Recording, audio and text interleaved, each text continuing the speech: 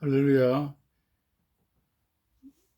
21세기 종교사회개혁 95장 영의 복음, 혼의 복음, 몸의 복음 120.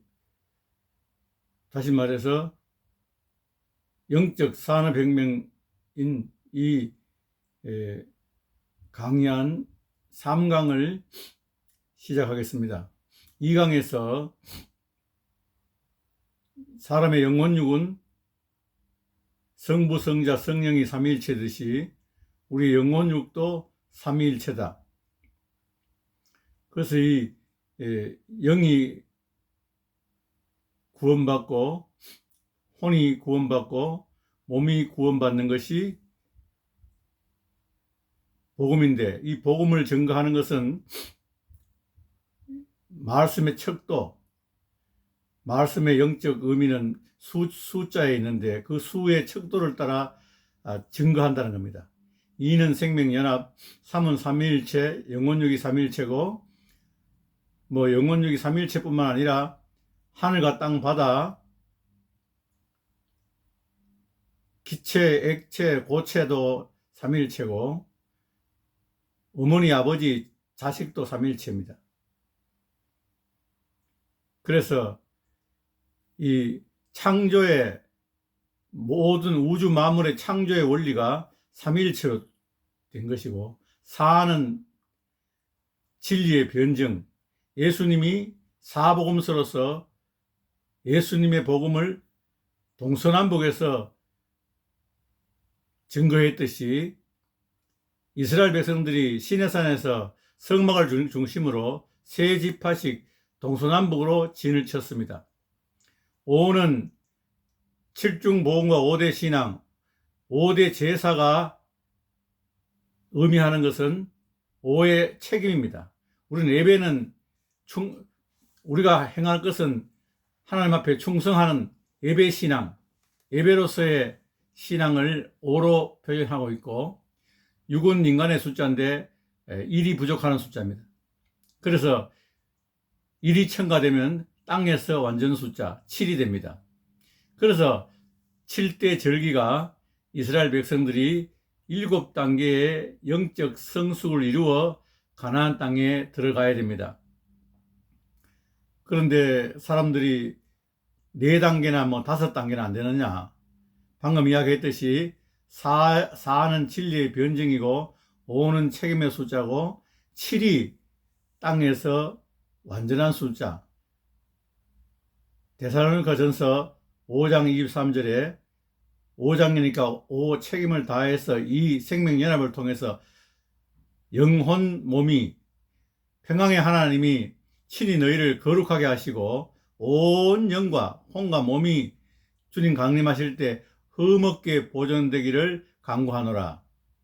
그래서 이 7은 우리가 영혼 몸이 온전히 성숙되는 7단계의 성숙을 가져와야 됩니다. 그래서 성막에서도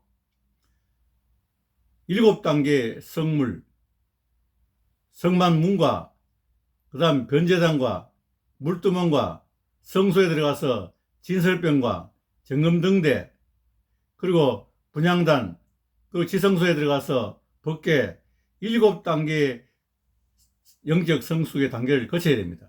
하나님은 내 백성들이 성막 뜰만 밟고 있다고, 너희는 들어와서 구원받고 들면 알며 꼴을 얻으라 하신 하나님께서 7단계를 우리에게 척도로 보여주신 겁니다. 이것을 한번 이야기해서 잘 이해가 안 될 것 같으면 더 보충해서 제가 첨가시키겠습니다. 7대 절기가 7단계이듯이 성물, 성막의 성물도 7단계. 요단강을 건너 가나안 땅에 들어갈 때 여리고 성도 7바퀴 돌고 무너졌습니다. 이것뿐만 아닙니다.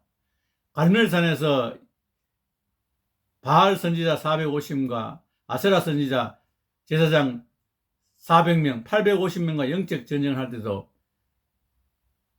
엘리야가 7번 기도하고 서쪽 바다 하늘에 조각구름이 떴습니다.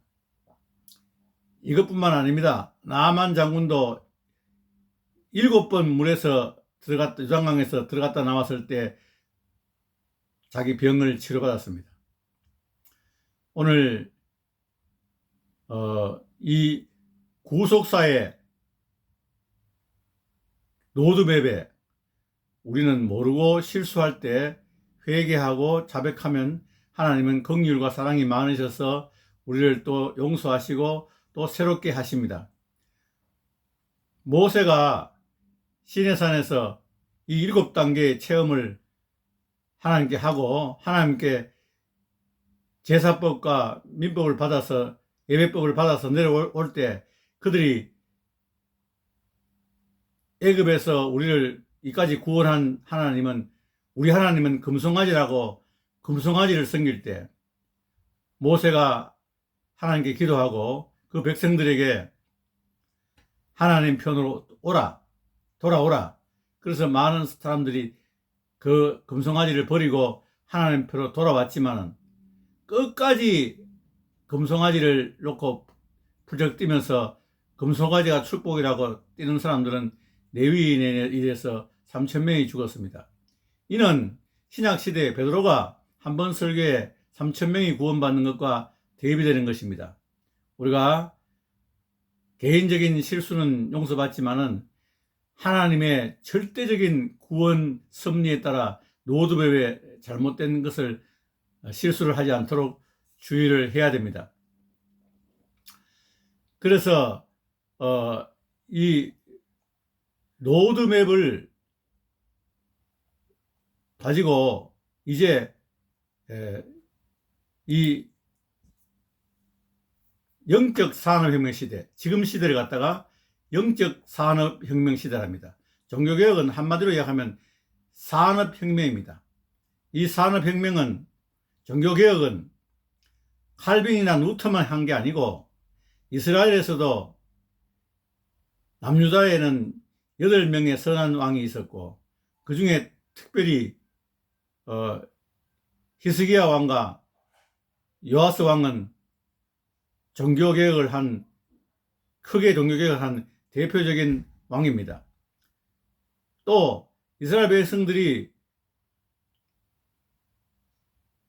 포로 귀환 때 느헤미야에 의해서 성벽이 건축되고 에스라에 의해서 미스바 광야에서 회개 운동이 일어날 때 이때도 이스라엘에는 큰 종교개혁이 있었습니다.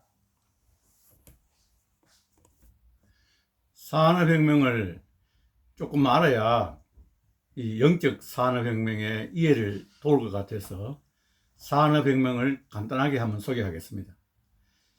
종교개혁 이후에 근대 구미사회는 산업혁명, 프랑스혁명, 미국 독립혁명 이런 혁명이 연속적으로 있어 왔습니다. 인류의 삶의 큰 전환기에는 영국에서 일어난 산업혁명입니다. 수공업에서 기계공업으로 그렇게 이 영국의 산업혁명이 일어날 때는 농업혁명부터 먼저 일어났습니다. 그러니까 그걸 종획운동이라고 그러는데 농업을 기계화하는 겁니다. 이렇게 해서 1765년에 1800년 사이에 방직기계가 개발되고 또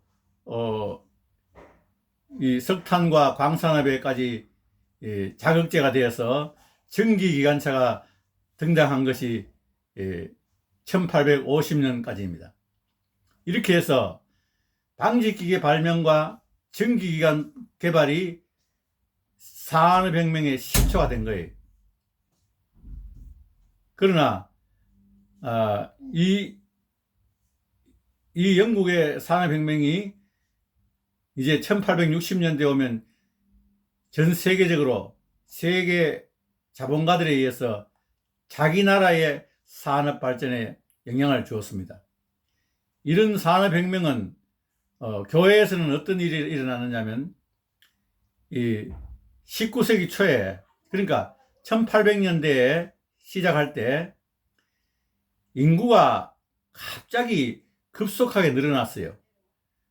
그래서 영국에는 1750년에서 1850년 100년 사이에 인구가 1천만에서 3천만으로 늘어나 버렸어요. 그리고 식료품 가격이 임금보다도 더 빨리 올랐어요. 그러니까 생활품 가격이 올라 버렸고, 여기에 놀란 토마스 로버트 멜사스는 영국의 성직자이면서 경제학자요, 헤일리버리 대학의 정치경제학 교수인데, 이 사람이 1798년 인구론을 발표했는데, 인구는 기하급수적으로 증가하지만 식량은 산술급수적으로 증가한다. 다시 말해서 인구는 막 10명에서 20명, 40명, 80명 이렇게 늘어나는데, 식량은 10가마에서 11가마에, 12가마에 이렇게 산술적으로 늘어난다는 겁니다. 이때 일할 인구가 부족하니까 어린이들도 일하고, 또 기계노동으로 부상당하는 어린이도 많고, 이 절대절명, 먹을 것이 없는 거예요. 이 인류의 위기, 산업혁명은 인류의 위기 때 일어난 겁니다. 우리도 조선시대 이후에 보릿고개라 하는 말이 있잖아요. 저희들 어릴 때만 하더라도 보릿고개라 그래가지고 보리가 아직 수확하기 전까지 먹을 것이 없어서 힘든 시기가 보릿고개인데, 이런 것이 이 1800년대에 급속하게 인구가 늘어났다는 겁니다. 네, 지금까지 살아온 인구보다도 이 1800년대 인구가 더 많았다는 겁니다. 그 다음에 이런 것을 해결을 해야 되는데 누가 해결했느냐? 산업혁명의 시초는 방직기계 발명과 전기기관 발명이지만, 본격적인 산업혁명을 일으킨 사람은 누구냐? 청교도의 후예라는 거예요. 청교도. 영국에서 크로멜이 죽고 난 뒤에 왕정이 회복되고 청교도 크리스찬들을 핍박하니까 이들이 자유를 찾아서 대서양을 건너서 아메리카, 미국으로 이주했는데, 이때 청교도 후예인 프레드릭 윈슬로 테일러, 이 테일러가 이 산업혁명을 실질적으로 크게 이끄는 겁니다. 테일러는 과학의 시대 19세기의 산업사회의 경영을 하나의 과학으로 정립시킨 공로자다. 테일러는 산업사회를 과학으로 풀었다는 겁니다. 과학을 이용했다는 겁니다. 오늘 영적 산업혁명도 과학을 이용하는 겁니다. 과학적 관리법의 아버지라고 불리는 테일러는 펜실베니아의 저면타운에서 태어났는데, 아버지는 퀘이커 교도였고, 어머니는 1629년 매사추세츠 프리머그항에 도착했던 청교도의 피를 이어받았다. 청교도의 혈통과 훈육은, 즉 진리에 대한 강렬한 탐구정신, 사실을 관찰하고 입증하려는 충동, 낭비와 게으름이라는 악을 없애는 청교도적 열정을 자기 부모로부터 이어받은 테일러입니다. 젊은 시절 그는 사실에 기초를 두고 개선, 개혁하려는 열정을 가지고 과학적 탐구, 조사, 실험에 매료되어 있었고, 천성적으로 최선의 방법이 아닌 어떠한 것에도 만족하지 못하는 성격이었다. 법률가의 아버지의 뜻을 따라 하버드대 법과대학에 입학했으나 시력이 좀 안 좋아서 핑계를 대고 귀향해버렸다. 1874년 필라델피아의 펌프 공장에 무보수 견습공으로 4년 동안 도제 생활을 마쳤다. 얼마나 그 기계 실험에서 흥미를 느끼고 그것을 알려고 하는 그런 열정이 있었다는 거예요. 이때 노동자들의 땀 흘려 일하는 그들의 생각에 동정심과 노동자 의식에 대한 긍지를 높이 평가했다. 그러나 또 나쁜 산업 환경이라는 태업이라든가 낮은 관리 수준, 경영층과의 조화에 결여를 또한 목격했다. 테일러는 노동자들이 저임금의 고노동, 마음을 아파했다는 거예요. 임금은 조금 받고 일은 많이 해야 되고, 이것을 개선한 사람이 테일러와 헨리 포드입니다. 1878년 23세의 테일러는 미드벨 제철회사에 입사해가지고 6년 만에 기계공, 조장, 직장, 기사부, 기사장 승진하고 2년 6개월 만에 기계공학 학위를 통신으로 취득했습니다. 이 12년 기간 동안 1890년까지가 실험 기간이었다는 거예요.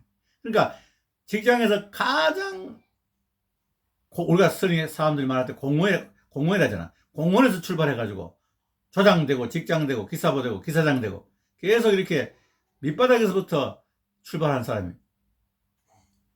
베를린 제철회사에서 과학적 관리법을 완성했고 이곳에서 원가 회계 시스템을 도입했다. 그러니까 막 재고를 막 있는데 더 적정 재고를 모르니까 불필요하게 재고가 쌓여 있고 그럼 그 기회비용이 더 많이 들잖아요. 이에 또 한 사람은 헨리 포드라는 사람인데 이 사람은 이 당시 헨리 포드도 그 1863년도에 태어났으니까 테일러보다는 조금 뒤에 태어난 거죠.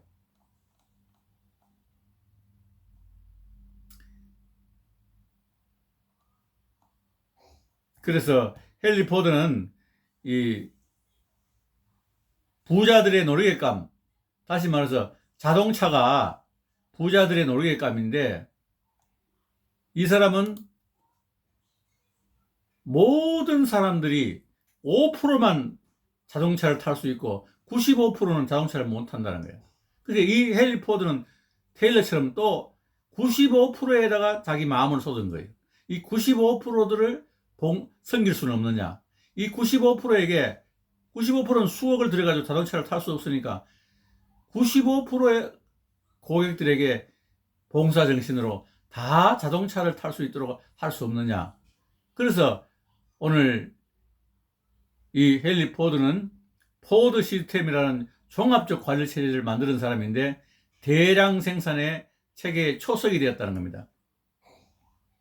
그의 아버지는 농부인데 종교의 자유와 풍요를 찾아 대서양을 건넌 아일랜드 사람이에요. 영국 옆에 같이 붙어 있잖아요.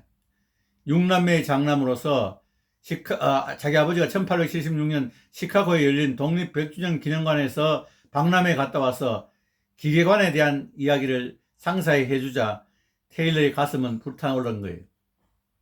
1879년 12월 1일 디트로이트로 가서 16세에 미시간 차량회사 기계공장 조선소 등에서 직공으로 근무했다는 거예요. 이 헨리 포드도 테일러처럼 이 밑바닥에서 출발한 거예요.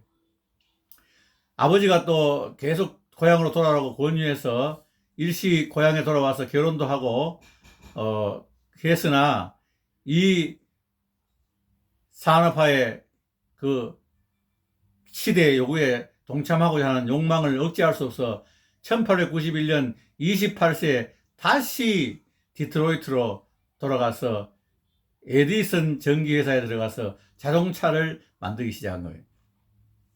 자동차를 2번 성공하고 난 뒤에 본인 스스로 1899년 디트로이트 자동차 회사를 설립하고 그 뒤에 1902년에 포드 자동차 회사를 설립했습니다. 그의 경영 전략은 첫째, 시장 분석이었는데 95%의 고객에게 만족을 줘야 되겠다. 그렇게 해서 1908년 T형 보편적 자동차의 단일 품목에 주력하게 됐다는 거예요. 원가를 전략하기 위해서는 여러 가지를 만들 수 없잖아요. 둘째, 상품을 분해해서 부품을 최량 조건으로 표준화하고 그 다음에 이동 조립 라인인 컨베어 시스템을 구축했다는 거예요. 한 곳에서 전부를 만드는 것이 아니라 이동하면서 자기 전문별로 분업적으로 자동차의 한 부분씩 맡아서 조립했다는 겁니다. 셋째, 포디즘, 즉 기업의 목적을 이윤 추구해서 봉사 정신으로 바꿨다는 거예요. 모든 회사가 기업의 목적이 이윤 추구가 들어가잖아요. 근데 이 회사는 이윤 추구가 목적이 아니고 봉사가 목적이라는 거예요. 그래서 이걸 저는 뭐라고 말하느냐, 놀부 영성이 아니고 흥부 영성이다. 도랑 치우는 동기가 까지 잡는 것은 이게 이윤 추구라면, 이 테일러는 까지 잡는 것이 목적이 아니고 도랑 치우는 게 목적이라는 거예요. 이 도랑 치우는 게 뭐냐, 95%돈 없는 사람에게 자동차를 타게 하는 거예요.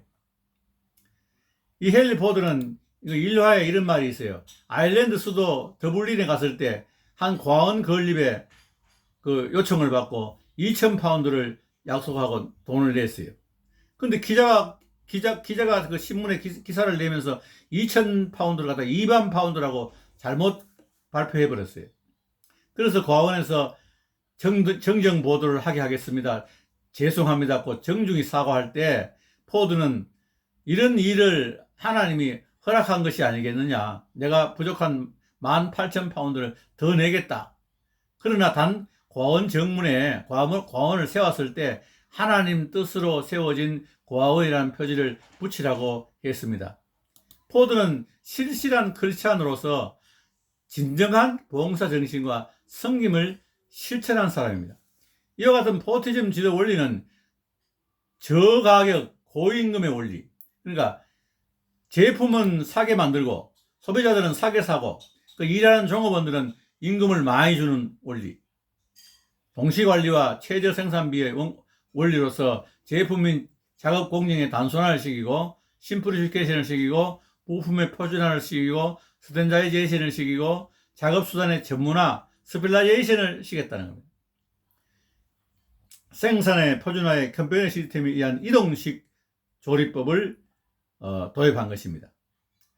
오늘 이 한 나라의 산업도 이런 청교도들의 그 열정에 의해서 전 인류가 굶어 죽을 판에 인류의 폭발적인 증가로 해결했듯이 오늘날 영적 세계에도 영적 산업혁명이 일어나 있는 거예요.